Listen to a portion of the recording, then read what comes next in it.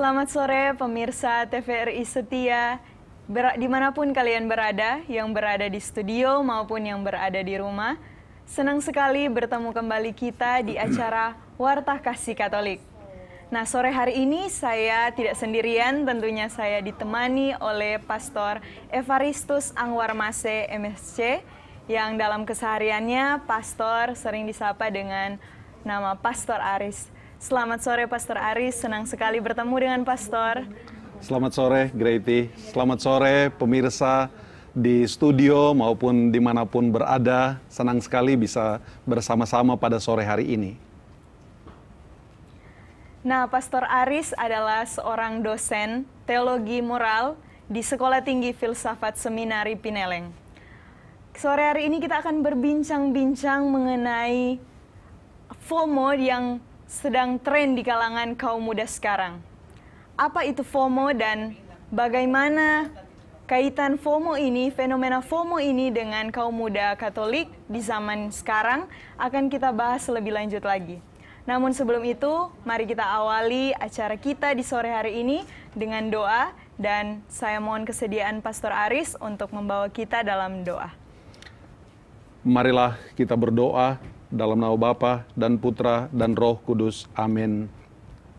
Allah Bapa yang Maha Pengasih, tak henti-hentinya kami mengucap syukur kepadamu atas rahmat dan berkat-Mu yang kami terima dari tangan kemurahan-Mu, atas napas kehidupan, atas pekerjaan, atas perlindungan, atas rejeki, atas orang-orang yang kami kasihi, atas pekerjaan, atas rahmat yang kami butuhkan dalam kehidupan setiap hari yang Kau anugerahkan kepada kami. Semoga apa yang telah Kau berikan kepada kami dan rupa-rupa hal yang baik yang lain yang telah Kau anugerahkan pula dalam kehidupan kami, untuk membantu kami dalam kehidupan kami, semoga menjadi berguna agar kami dapat menjadi berkat pertama-tama untuk orang-orang di sekitar kami yang kami kasihi dan kepada semua saja yang kami jumpai.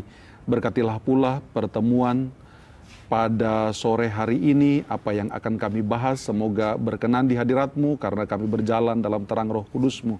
Berkatilah pula para pemirsa dimanapun mereka berada, semoga mereka pun mengalami kasih, penyertaan, perlindungan, dan kerahiman-Mu. Dimuliakanlah nama-Mu kini dan sepanjang masa. Amin. Dalam nama Bapa dan Putra dan Roh Kudus. Amin. Terima kasih Pastor. Nah, para pemirsa yang berada di studio maupun di rumah, sekarang kita akan mendengarkan firman Tuhan.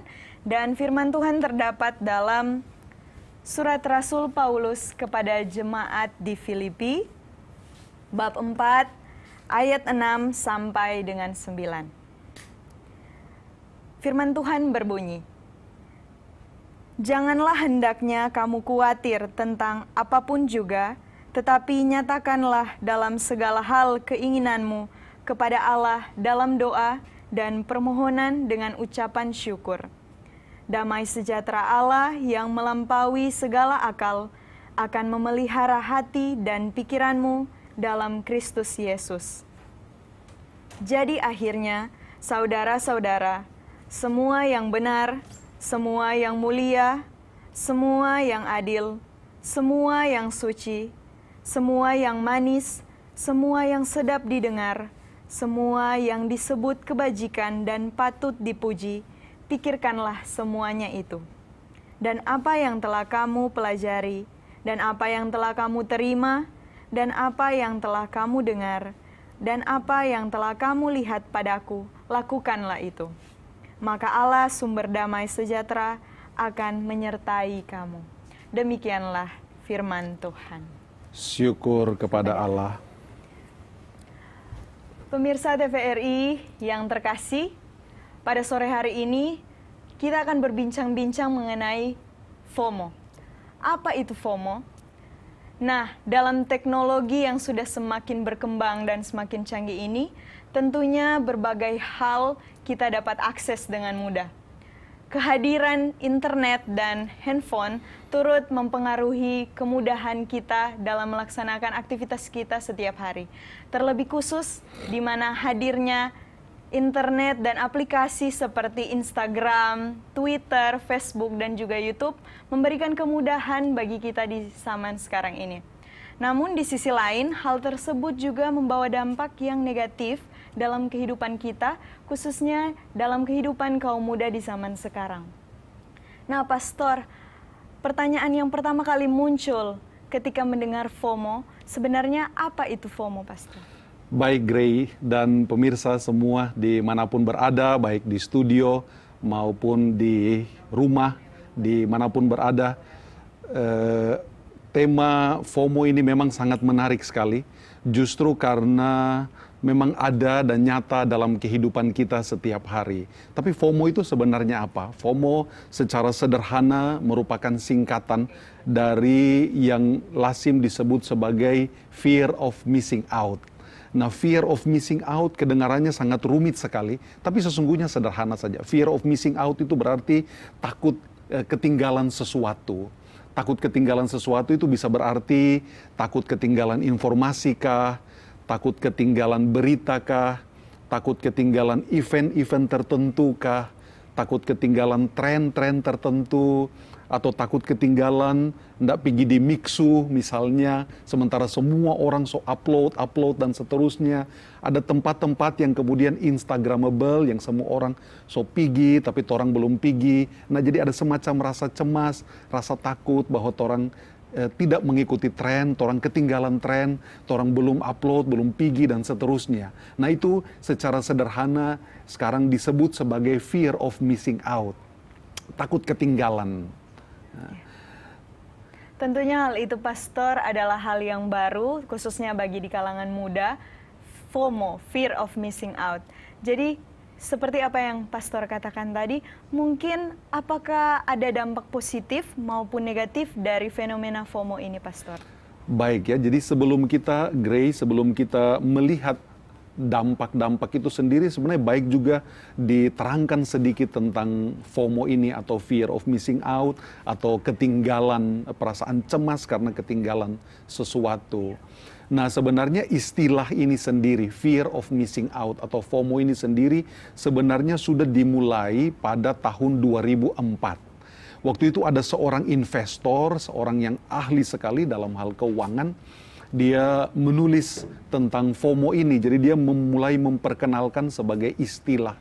Nama orang ini yaitu Patrick McGuinness, tahun 2004. Dia mulai memperkenalkan FOMO, takut kehilangan sesuatu, fear of missing out. Tapi sebenarnya dia pada waktu itu memaksudkan kepada mereka yang terlibat dalam lembaga-lembaga keuangan, para investor-investor yang khawatir jangan-jangan melewatkan kesempatan emas untuk menanamkan saham kah, menanamkan modal kah, atau membeli surat berharga dan seterusnya di dalam dunia finansial atau dunia keuangan. Nah, Grady dan pemirsa, tetapi pada tahun yang sama, rupanya 2004 bulan Februari kalau saya tidak salah, pas Facebook di launching pada waktu itu oleh orang semua tahu Mark Zuckerberg pada waktu itu. Dan betul-betul pas sekali momennya sehingga orang lalu mulai mengenal internet secara luas, orang mulai diperkenalkan pada medsos. Pada waktu itu yang dimulai dengan Facebook, dan FOMO ini mulai diperkenalkan sebagai hashtag saja pada waktu itu. Jadi ketika orang mulai foto dan mengupload di Facebook, lalu ada hashtag FOMO, fear of missing out, FOMO, fear of missing out, FOMO, FOMO, dan seterusnya. Jadi memang timingnya itu pas sekali antara tema ini diperkenalkan oleh orang keuangan ini dan Facebook yang di launching. Lalu kemudian meledaklah istilah itu sampai sekarang ini, fear of missing out. Nah, itu dari segi istilah. Kalau dari segi istilah, dia baru mulai tahun 2004. Iya, nah, bertepatan dengan Facebook yang baru mulai. Tetapi sebenarnya ketakutan atau kecemasan kita bahwa kita ketinggalan sesuatu itu sebenarnya sudah jauh lebih lama daripada istilah itu sendiri. Jauh lebih lama itu apa? Jauh lebih lama itu dari kebutuhan kita sebagai manusia untuk ada dalam kelompok tertentu. Misalnya ada dalam keluarga tertentu, ada dalam kelompok bergaul tertentu, ada dalam kelompok reuni tertentu, ada dalam kelompok arisan tertentu. Jadi suka untuk ada dalam kelompok tertentu. Sehingga kalau misalnya ketika kita merasa sudah ada dalam kelompok itu, lalu tiba-tiba kelompok itu berjalan sendiri. pergi ke pantai sendiri, pergi ke gunung sendiri, atau pergi ngopi sendiri, lalu tiba-tiba kita menemukan bahwa ya ternyata orang tidak diajak. Maka lalu orang sedikit gelisah, sedikit bingung, apakah memang kita masih bagian dari kelompok ini atau enggak ini. Jangan-jangan kita bukan dompet teman misalnya. Nah jadi orang kebutuhan untuk diikutkan dalam kelompok atau masih dipikirkan sebagai bagian dari kelompok itu lama sekali. Sehingga lalu ini sekarang medsos ini buat lalu kebutuhan untuk ada dalam kelompok dan kebutuhan untuk diakui itu lalu menjadi semakin kuat lagi. Nah apalagi kalau orang sementara lihat entahkah medsos, entah Facebook atau Instagram atau TikTok dan seterusnya, lalu orang menemukan ternyata kelompok bermain bisa nongki sendiri di Mantos atau pergi coba kopi kenangan dan seterusnya, dan orang tidak diajak. Lalu ada semacam kecemasan, ada semacam berarti kita bukan bagian dari kelompok ini berarti. Nah itu awal dari fear of missing out. Jadi ada rasa, lalu ada rasa insecure, ada rasa jangan-jangan saya bukan bagian dari kelompok, lalu ada keinginan untuk mau bergabung tapi ternyata tidak diajak. Nah itu hal-hal kecil sederhana yang dalam hidup yang ada kalanya orang tidak sadari, tapi lalu ternyata jadi juga begitu. Nah hal lain dari FOMO ini sendiri adalah misalnya lalu karena orang sering sekali melihat handphone misalnya atau medsos misalnya, lalu orang dengan gampang melihat apa yang dilakukan oleh orang lain. Nah karena orang gampang melihat apa yang dilakukan oleh orang lain, dan seperti umumnya ya postingan Instagram dan sebagainya, nah biasanya orang kelihatan lebih happy ketika berfoto. Nah orang semua mengalami bahwa ketika orang foto atau video, semua dalam keadaan happy, semua dalam keadaan senang-senang. Jadi orang yang melihat lalu mengira bahwa jangan-jangan saya ketinggalan ini. Orang semua ada have fun di sana, sementara kita sedang ada di sini. Jangan-jangan ketinggalan ini. Nah itu awal dari FOMO itu sendiri dan apa yang terjadi dalam masyarakat sendiri begitu. Nah dampak itu sesuatu yang menarik yang kita bisa gali, bisa bahas lagi.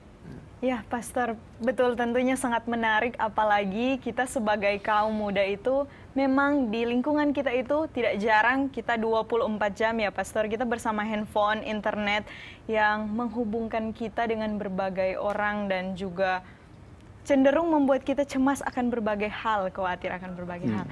Tetapi tentunya pemirsa, kita akan kembali lagi dan kita akan berbincang-bincang kembali mengenai apa itu FOMO lewat iklan yang satu ini.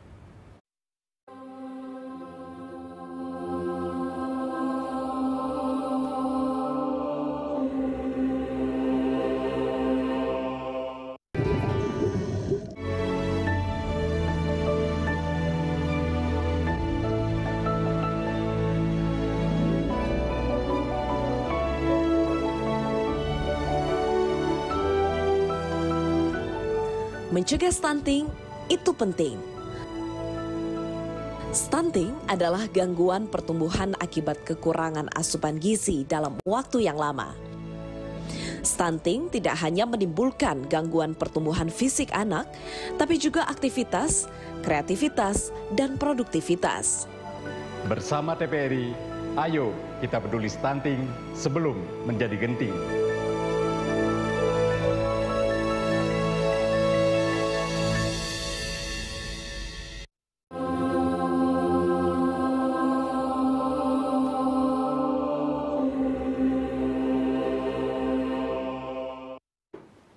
Baik pemirsa, sangat menarik ya Pastor. Tadi Pastor sudah menjelaskan kepada kita semua apa itu FOMO, bagaimana sejarahnya, bagaimana pertama kali muncul FOMO di internet, terlebih khusus di Facebook ya Pastor. Namun pertanyaan selanjutnya Pastor yang lebih mendalam, bagaimana dampak fenomena FOMO ini di kalangan muda sekarang ini Pastor? Nah, Gray, ini pertanyaan yang sangat baik sekali karena memang kita lihat bahwa apa yang tadinya hanya menjadi satu kecenderungan, orang khawatir, orang cemas, tetapi lalu ada dampak-dampak yang kemudian dialami oleh orang dari fenomena FOMO ini atau fear of missing out. Nah, dampak-dampak itu bisa terbagi sesungguhnya atas dua. yaitu dampak positif dan dampak negatif tentu saja. Dampak positifnya itu apa? Dampak positifnya adalah jika kita melihat postingan dari orang lain di media sosial, terutama yang memberitakan atau mengabarkan tentang pencapaian-pencapaian. Lalu secara positif kita lalu bisa merasa tertantang. Oh, kalau orang lain boleh, kita lagi boleh. Jadi itu dampak positifnya. Sehingga lalu orang menjadi lebih terinspirasi lagi, lebih terpacu lagi semangatnya untuk membuktikan bahwa bukan orang lain saja yang bisa, tapi saya juga bisa. Nah, sehingga lalu ada kekhawatiran bahwa jangan-jangan saya tidak berkembang sesuai dengan potensi dan talenta yang sudah Tuhan berikan kepada saya. Kalau begitu, aduh, bagaimana lagi supaya saya bisa maju, bagaimana lagi supaya saya bisa menjadi lebih baik lagi. Nah, itu dampak yang pertama, bahwa dia membuat orang lalu mengembangkan dirinya secara serius untuk menjadi lebih baik lagi, entahkah lebih pintar lagi, lebih berprestasi lagi, lebih punya pekerjaan yang lebih rewarding, lebih memuaskan, lebih punya gaji yang lebih baik, karir yang lebih baik, kehidupan keluarga yang lebih bahagia, yang lebih damai sejahtera, barangkali ada rumah yang baru, kendaraan yang baru, dan seterusnya, sesuatu yang sungguh-sungguh memotivasi. Nah, tapi seperti pisau bermata dua, kita tahu bahwa FOMO juga selain punya dampak yang positif seperti yang tadi, juga terutama punya dampak-dampak yang negatif. Dampak yang negatif yang paling kelihatan adalah misalnya kita lalu ada kalanya mengabaikan hubungan atau kontak fisik dengan orang lain. Nah, apa maksudnya hubungan atau kontak fisik dengan orang lain? Karena kita cemas ketinggalan berita, karena kita cemas ketinggalan informasi, kita cemas ketinggalan update dari teman-teman yang jauh di sana, lalu bisa jadi kita menjadi berfokus kepada handphone saja dan sudah lupa dengan misalnya orang di depan kita. Apakah kita perlu bercerita, apakah kita perlu berbagi dan sebagainya. Jadi semua bisa ada di tempat yang sama, bisa di meja makan yang sama, tapi semuanya sibuk untuk mengupdate apa-apa yang ada di luar sana sehingga lalu kehilangan pergaulan yang real di depan mata menjadi kesulitan. Tapi hal yang lain adalah kecenderungan FOMO ini itu Gray dan pemirsa yang ada di studio, hal lain, dampak lain yang bisa menjadi negatif adalah misalnya lalu kita menjadi menunda-nunda komitmen kita untuk melakukan apa-apa yang seharusnya torang lakukan. Seperti misalnya seharusnya torang belajar, misalnya untuk anak-anak muda, anak-anak sekolah, SMP, SMA, atau kuliah, tetapi malah sibuk scrolling TikTok kah, atau scrolling Instagram kah, Facebook kah, sehingga apa yang harusnya menjadi komitmen, apa yang harusnya menjadi katakanlah jadwal misalnya, lalu torang bisa tinggalkan begitu saja. Sehingga lalu sekarang muncul istilah yang bagus seperti misalnya mager. Anak-anak muda sekarang mager. Nah, mager itu sebenarnya dimulai dari kecenderungan, kecemasan, bahkan ketakutan, jangan-jangan ketinggalan. Nah, karena itu scrolling, lalu semakin menarik, scrolling, semakin menarik, sehingga yang harusnya belajar bikin PR, atau mengerjakan paper dari dosen, atau tugas-tugas apa-apa, lalu menjadi terlambat, waktu menjadi terlambat, dan sebagainya. Itu yang kedua, yang negatif. Tapi yang ketiga, yang jauh lebih serius lagi, adalah bisa jadi orang menjadi tidak bahagia dengan hidup sendiri. Menjadi rasa kurang terus begitu. Ada istilah atau pepatah bahasa Indonesia yang bagus, lalu seperti rumput tetangga selalu lebih hijau begitu. Ini orang lalu karena membandingkan dengan apa yang orang lihat di medsos, lalu orang merasa kehidupan orang ini selalu kurang dibandingkan dengan yang lain. Orang lalu merasa apakah orang badan kurang ideal kah, kulit kurang terang kah, ataukah kekayaan kurang banyak kah, ataukah rumah kurang bagus kah, handphone kurang bagus kah, dan sebagainya. Jadi orang ada rasa sedikit tersiksa, ada rasa sedikit kesepian, ada rasa sedikit bergumul, justru karena kita sibuk melihat kemajuan orang lain dan lupa untuk melihat kita sendiri atau bergaul dengan teman-teman yang ada di sekitar atau dengan keluarga di sekitar, seperti itu. Gray sendiri dalam pengalaman bagaimana? Sebagai seorang muda sendiri, Gray tentunya, bagaimana dalam pengalaman? Ya, tentunya Pastor sebagai kaum muda yang hidup di era yang serba cepat dan internet yang merajalela di mana-mana, itu membuat juga khawatir itu lebih tinggi, ya. Misalnya seperti yang pastor katakan tadi, khawatir ketika melihat pencapaian orang lain, bahkan ketika kita melihat pencapaian orang lain, pastor, itu ya memang itu positif ya pastor, tetapi kadang itu juga membawa pengaruh yang negatif secara psikologis. Seperti kenapa dia bisa, saya masih di sini-sini saja. Ya tentunya pastor, itu membuat kecemasan itu semakin tinggi ya bagi kaum muda sekarang. Namun pertanyaan selanjutnya pastor, bagaimana juga pastor melihat apakah sejauh pengalaman pastor di kalangan muda, mungkin pastor banyak kenalan kaum muda begitu, OMK atau KMK yang mungkin bisa pastor pengalaman pastor dengan mereka, sejauh apa fenomena ini juga bisa muncul di tengah kaum muda Katolik pada saat sekarang ini, pastor? Iya, menarik sekali, Gray. Pertanyaan yang sangat menarik sekali.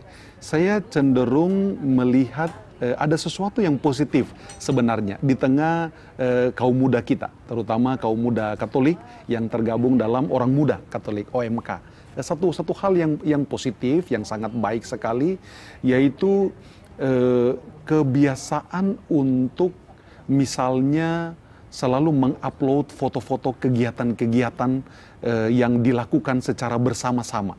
Entahkah yang paling sederhana untuk membangun keakraban, persahabatan, seperti misalnya makan bersama, jalan bersama, ataukah misalnya hal-hal yang lebih serius yang sudah menyangkut rohani, seperti misalnya pendalaman kitab suci, berdoa bersama, ibadah bersama, atau misa bersama, dan seterusnya. Itu satu hal yang positif sekali, yang lalu ternyata memicu teman-teman yang lain, entah dari stasi lain, entah dari paroki lain, lalu terinspirasi dengan kegiatan-kegiatan dari orang muda yang sementara dilihat di Facebook atau di Instagram atau di TikTok. Lalu kemudian ada semangat juga, ada semangat untuk mau melakukan hal yang sama, mau membangun keakraban yang sama, mau membangun pertemanan yang sama seperti yang mereka saksikan di media sosial yang dimiliki. Jadi ada semacam saling suka untuk berkembang bersama. Nah, tapi tentu ada hal-hal yang negatif juga, karena kita tahu bahwa tidak semua juga terlibat dalam kegiatan-kegiatan bersama seperti itu, sehingga lalu ada rasa tidak mau terlibat, ada rasa sepi sendiri, ada rasa cemas, ada rasa entahkah saya bisa tergabung dalam kelompok yang seperti ini. Tapi bagus bahwa bahkan mereka yang tidak terlibat dalam kegiatan menggereja juga masih suka, kalau saya perhatikan, ternyata masih suka misalnya mengupload status ayat-ayat kitab suci misalnya, untuk menguatkan baik yang melihat maupun dia sendiri yang menguploadnya. Sehingga lalu orang sungguh-sungguh ada satu hal yang positif, sekalipun juga pasti ada hal yang negatif yang dialami oleh teman-teman sendiri dalam pergumulan kehidupan setiap hari maupun dalam pelayanan di gereja, misalnya keterlibatan dalam kegiatan orang muda Katolik misalnya. Nah, fenomena FOMO ini juga hidup di sana secara positif dan secara negatif juga, Gray. Iya, tentunya pastor, ini berarti ada kaitannya juga dengan iman Katolik kita, atau bahkan iman dari orang-orang muda Katolik sekarang ini. Nah, bagaimana kaitan itu juga dengan bacaan yang telah kita bacakan tadi, pastor? Di ayat 6 tadi dikatakan bahwa janganlah hendaknya kamu khawatir tentang apapun juga, tetapi nyatakanlah dalam segala hal keinginanmu kepada Allah. Tadi juga pastor sempat menyinggung bahwa fenomena ini kadang membuat kita kaum muda, bagi teman-teman sekalian juga mungkin merasa sendirian. Ya pastor, bagaimana hubungan fenomena ini dengan bacaan kitab suci yang telah kita bacakan tadi, pastor? Baik sekali, Gray. Pertanyaan yang bagus sekali, Gray dan pemirsa yang ada di studio maupun di rumah. Bacaan yang kita bacakan dan kita renungkan pada sore hari ini dari surat Rasul Paulus kepada jemaat di Filipi, terutama pasal 4 ayat 6 tadi menyebutkan demikian. Janganlah hendaknya kamu khawatir tentang apapun juga, tetapi nyatakanlah dalam segala hal keinginanmu kepada Allah dalam doa dan permohonan dengan ucapan syukur. Nah, kita kalau ingat bahwa tadi salah satu dampak dari FOMO ini adalah merasa diri kurang karena membanding-bandingkan dengan apa yang dilihat di media sosial. Entah dilihat teman-temannya, entah dilihat, bahkan kita bisa jealous kepada mereka yang kita tidak kenal sama sekali, tapi suka untuk mengikuti, sambil berharap entahkah kehidupan saya bisa seperti itu, atau tampilan saya bisa seperti itu, dan sebagainya. Nah, karena itu lalu kita bisa ada dalam satu, katakanlah, lingkaran setan. Lingkaran setan yaitu kita cemas bahwa kita kehilangan informasi atau kehilangan updatean, lalu kita lihat handphone. Setelah melihat handphone, melihat postingan-postingan yang rame, yang happy, yang cakep, yang bahagia, lalu kemudian kita menjadi lebih cemas lagi, menjadi lebih insecure lagi, menjadi lebih khawatir, menjadi lebih takut untuk menghidupi kehidupan sendiri maupun orang lain. Tapi yang bagus adalah ini. Dalam bacaan itu mengingatkan kita bahwa ketimbang kita melihat kehidupan orang lain sambil merasa kurang terhadap kehidupan sendiri, maka baiklah kita mengikuti nasihat Santo Paulus. Bagus sekali, Santo Paulus bilang, jangan khawatir akan apapun juga, tetapi nyatakanlah permohonanmu kepada Allah dalam doa, dan yang terakhir penting, dalam ucapan syukur. Apa maksudnya dalam doa dan dalam ucapan syukur? Dalam doa dan dalam ucapan syukur, terutama dalam ucapan syukur, itu berarti ketimbang kita khawatir, cemas, bahkan insecure, membanding-bandingkan kehidupan kita dengan orang lain, lalu kemudian menjadi lebih sepi sendiri, lebih menarik diri, lebih tidak percaya diri untuk tampil di luar, kita bagus memfokuskan apa yang kita miliki. Lalu dari situ kita bersyukur atas apa yang Tuhan sudah berikan kepada kita. Nah, itu sesungguhnya menjadi satu cara yang pertama-tama paling efektif untuk melawan FOMO ini sendiri, yaitu bersyukur atas apa yang dimiliki, bersyukur atas rahmat kesehatan yang dimiliki, bersyukur atas keluarga yang dimiliki, bersyukur atas pekerjaan, atas sekolah, atas kehidupan, atas kemampuan intelektualkah, atas makanan, minuman yang masih dinikmati, atas kesehatan yang masih dinikmati, atas teman-teman pergaulan yang masih dinikmati, bahkan bersyukur bahwa orang tua misalnya masih sanggup untuk membiayai, bahkan yang paling sederhana seperti misalnya masih bisa membelikan kuota misalnya. Itu berarti orang tua sehat dan masih ada pekerjaan. Patut untuk disyukuri, Grey. Nah, karena itu lalu Grey sendiri bagaimana untuk melawan itu, bagaimana? Apakah juga rasa syukur itu selalu dan senantiasa dilatih atau bagaimana? Grey sendiri? Tentunya, ya baik Pastor, tentunya sebagai kaum muda ya, tentunya saya merasa bersyukur, Pastor, untuk semua hal yang Tuhan berikan dalam kehidupan saya. Seperti yang Pastor bilang tadi, mungkin Pastor bilang tadi bahwa orang tua masih bisa membelikan uang kuota, masih mempunyai teman-teman yang baik, lingkungan keluarga juga yang sehat, pertemanan, ya begitu, Pastor. Tapi memang dalam kehidupan itu tak jarang kita ditimpa oleh berbagai pergumulan dan permasalahan yang membuat kita khawatir, ya, Pastor. Tapi hal tersebut juga tidak memberikan saya motivasi juga untuk tetap terus di tempat, tidak, Pastor. Jadi harus ada progres, ya, Pastor. Betul sekali. Ya, para pemirsa juga. Betul sekali, Grey. Jadi saya ingat ada satu bacaan favorit saya yang baik juga, sesungguhnya saling melengkapi. Bahkan Santo Paulus itu berbicara kepada jemaat di Filipi ini, rasanya mengambil inspirasi dari bacaan itu, yaitu dalam Matius kita tahu ada kisah anak muda yang kaya yang datang kepada Tuhan Yesus dan bertanya begini, Tuhan atau guru yang baik, apa yang harus kuperbuat untuk memperoleh hidup yang kekal? Nah, kita tahu bahwa kemudian Yesus mengatakan kepada dia, apa yang kamu baca dalam hukum Taurat, apa yang tertulis di sana. Lalu kemudian orang muda menjawab, jangan membunuh, jangan mencuri, jangan memfitnah, jangan berzina, dan seterusnya dan seterusnya. Lalu orang muda itu, Yesus kemudian mengatakan kepada dia, kalau begitu pergilah dan berbuatlah demikian.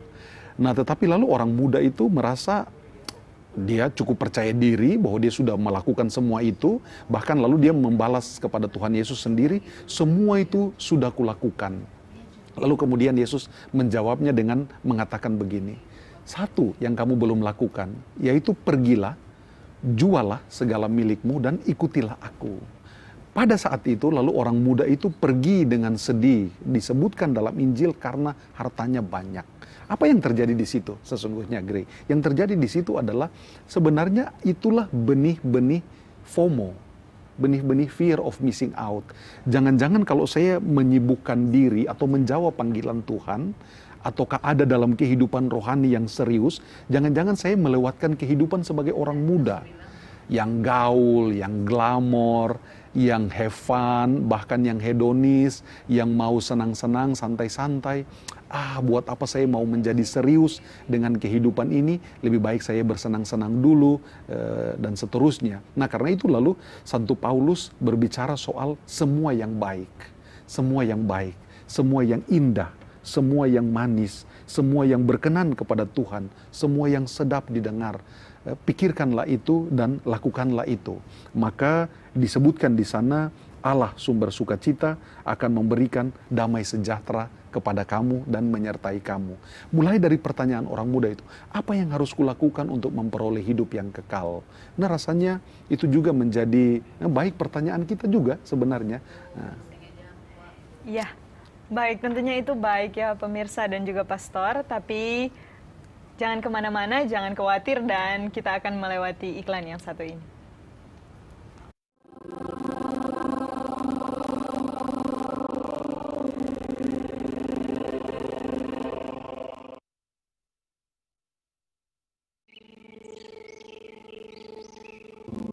Taman Nasional Tanjung Puting, disinilah lokasi kami tinggal dan hidup. Hutan hujan tropis di Kalimantan adalah rumah bagi kami, orang hutan. Orang hutan ini adalah yang satu-satunya peninggalan nenek moyang kita, dan sangat disayangkan apabila kita tidak melindungi dan mengetahui apa sih orang hutan itu. Kita harus melindungi dari kepunahan dan untuk menjaga kelestariannya. Jagalah kami dari kepunahan, agar tak hanya dongeng yang menjadi warisan.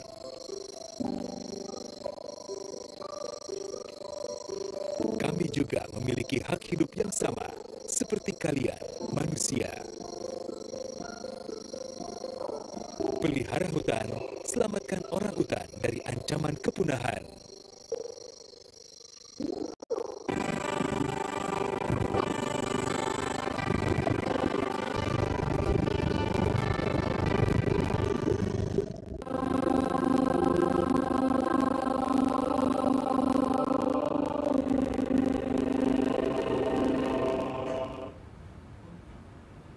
Baik pemirsa, kembali lagi di acara Wartah Kasih Katolik. Nah, seperti yang sudah kita bicarakan tadi soal fenomena FOMO ini, sudah kita berbicara tadi Pastor mengenai bagaimana kaitan fenomena FOMO ini dengan kitab suci tadi, yakni iman Katolik orang-orang muda di zaman sekarang. Tetapi pertanyaan yang lebih esensial, yakni bagaimana peranan gereja? Apa pendapat gereja mengenai fenomena FOMO ini? Apakah ada hal-hal tertentu yang mungkin gereja secara tidak langsung mungkin sudah menanggapi hal tersebut, Pastor? Baik ya, Grey dan pemirsa dimanapun berada, pertanyaan tentang apakah gereja menanggapi fenomena ini. Nah, tentu saja gereja sudah menanggapi secara serius, bahkan sudah melihat secara serius apa yang menjadi efek yang dibawa oleh kecanggihan teknologi, terutama kehadiran internet, media komunikasi seperti HP, dan media sosial seperti yang kita kenal, Instagram, TikTok, Facebook, dan sebagainya. Misalnya contoh yang paling konkret, seperti Paus Fransiskus misalnya.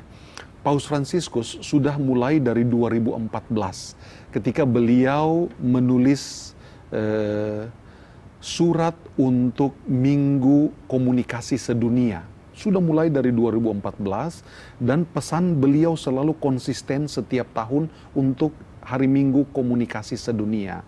Yaitu beliau selalu menekankan, Paus Fransiskus selalu menekankan bahwa internet kalau dipakai dengan positif, kalau dipakai dengan baik, sesungguhnya adalah hadiah dari Tuhan. Sesungguhnya adalah pemberian dari Tuhan. Dan karena itu lalu Paus Fransiskus secara konsisten pula selalu mendorong supaya orang menggunakan internet secara positif. Orang menggunakan internet secara positif, orang menggunakan medsos secara positif dan secara bijak. Orang mencoba untuk menghadirkan apa yang disebut sebagai damai sejahtera dan kerajaan Allah melalui internet juga. Dan itu selalu beliau suarakan secara terus-menerus. Karena menurut beliau, jika internet tidak dipakai sebagaimana mestinya, maka sesungguhnya ada rupa-rupa benih perpecahan yang akan muncul di dunia, bahkan di keluarga sendiri, di lingkungan pergaulan, dan sebagainya jika tidak dipakai sebagaimana mestinya.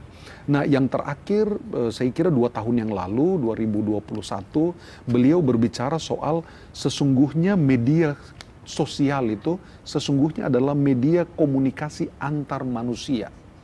Sedemikian rupa sehingga semua orang mestinya saling menumbuhkan dan saling mengembangkan.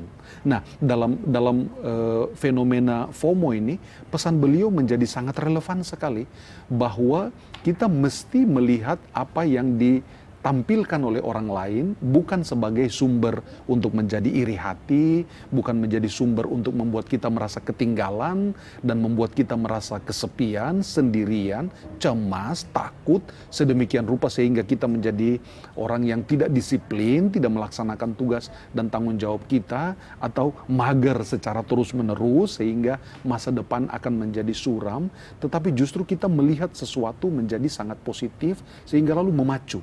Sehingga lalu memacu kita untuk berkembang menjadi lebih baik lagi. Jadi postingan-postingan orang sebenarnya dan seharusnya kalau kita ikut pesan dari Paus Fransiskus, seharusnya lalu membuat kita lebih terpacu lagi, membuat kita lebih tertantang lagi untuk menjadi lebih baik lagi, untuk lebih rajin lagi, untuk menjadi lebih berprestasi lagi, untuk bisa lebih bersekolah dengan baik. Nah, dalam doa-doa selalu dikatakan baiklah orang muda, menjadi sumber kebanggaan dan sumber kebahagiaan dalam keluarga untuk orang tua. Tetapi itu hanya jika kita melihat segala sesuatu menjadi lebih positif lagi, dibarengi dengan rasa syukur, sehingga kehidupan kita juga lalu menjadi lebih berwarna, lebih positif, lebih membuat kita puas dengan kehidupan kita sendiri.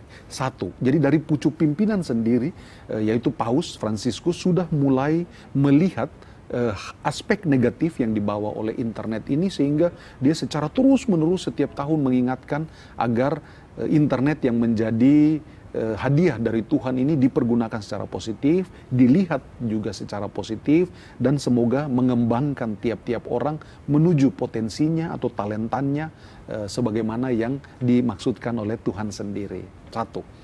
Yang kedua adalah kalau kita melihat pada level-level lokal yang lebih konkret, seperti misalnya keuskupan. Yang lebih konkret lagi seperti misalnya paroki-paroki. Nah, saya kira terutama di paroki-paroki, saya kira selalu ada semangat dari pastor paroki untuk memperhatikan secara sungguh-sungguh orang muda kita.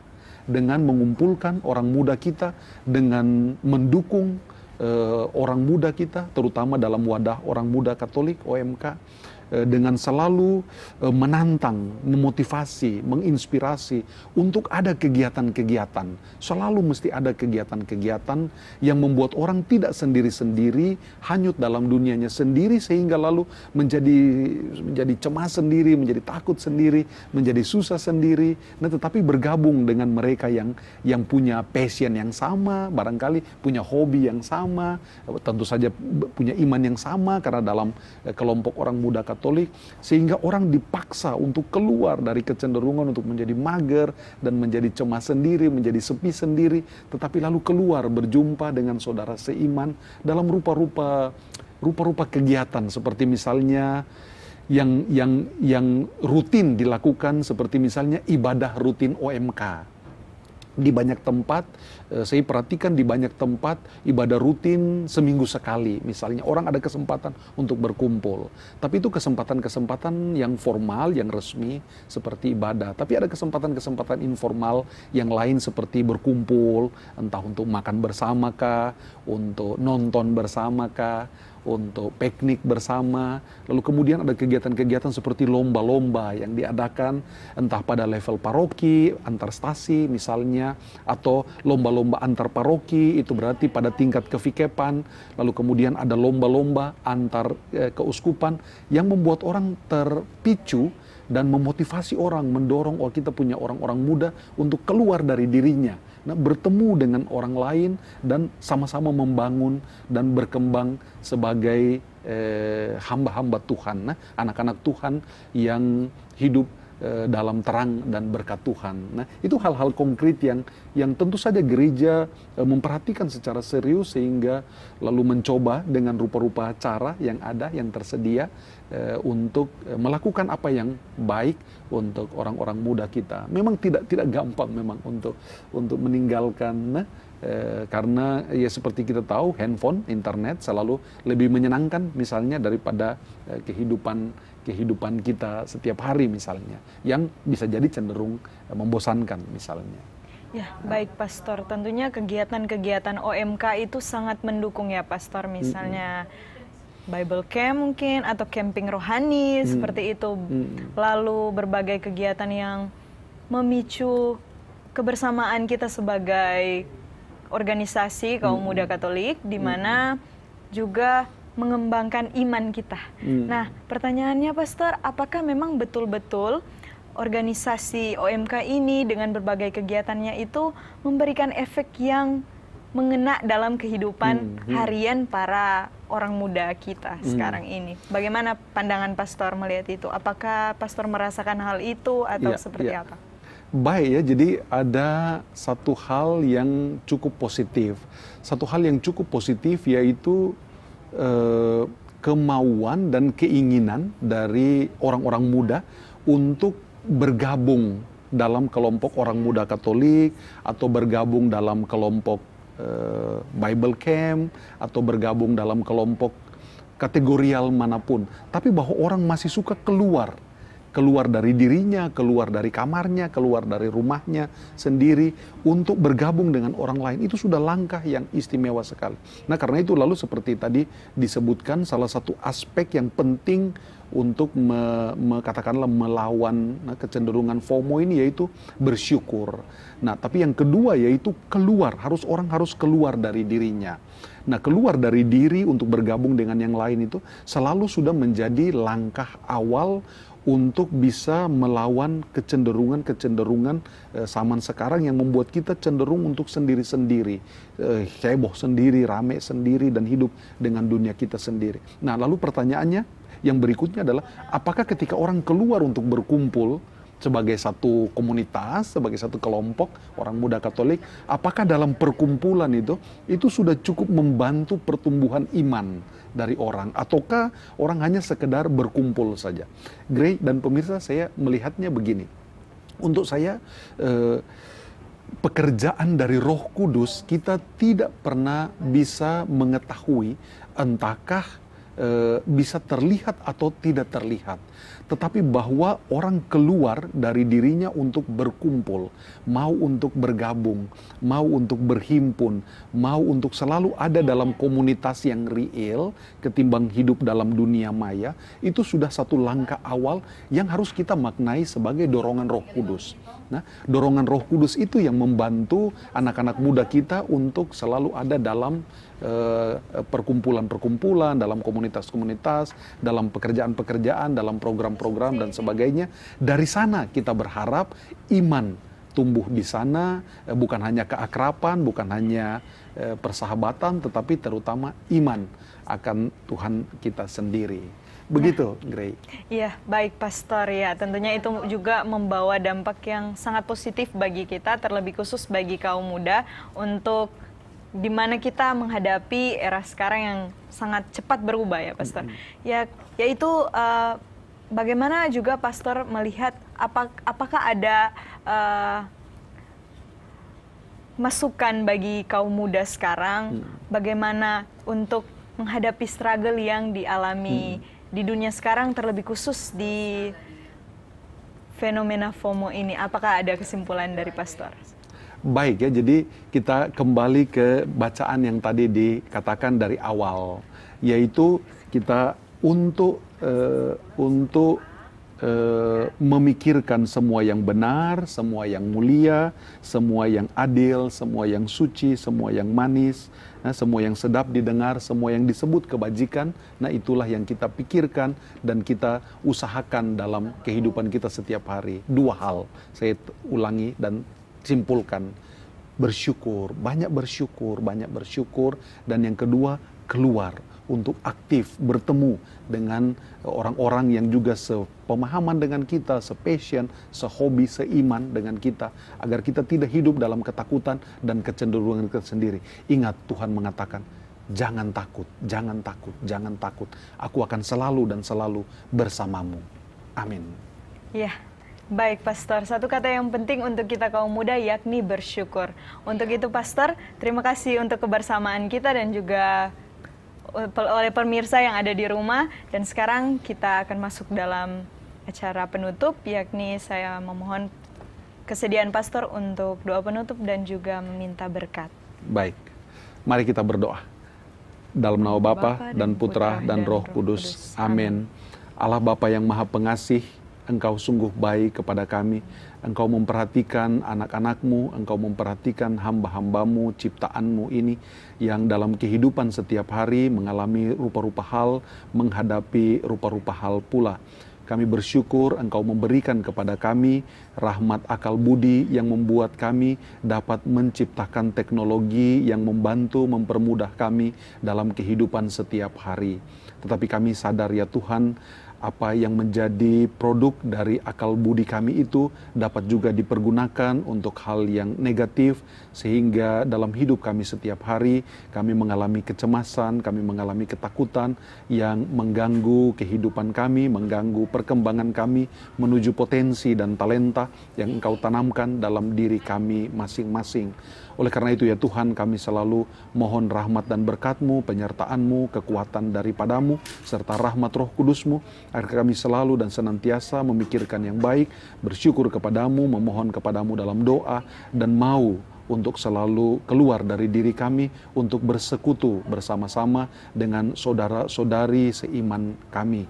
Kami percaya bahwa apa yang kami lakukan, apa yang kami perjuangkan, apa yang kami tekadkan, Engkau berkati, karena semua itu demi kemuliaan nama-Mu. Dimuliakanlah nama-Mu kini dan sepanjang masa. Amin. Tuhan bersamamu dan bersama roh-Mu. Semoga kita sekalian dan pemirsa yang ada di rumah beserta anggota keluarga masing-masing senantiasa dibimbing dan diberkati oleh Allah yang Maha Kuasa, Bapa dan Putra dan Roh Kudus. Amin. Terima kasih Pastor, dan juga terima kasih untuk pemirsa sekalian yang telah menonton acara kita pada sore hari ini. Dan saya Greti Natalia Tumilaar mengucapkan banyak terima kasih dan sampai jumpa kembali di acara Warta Kasih Katolik selanjutnya.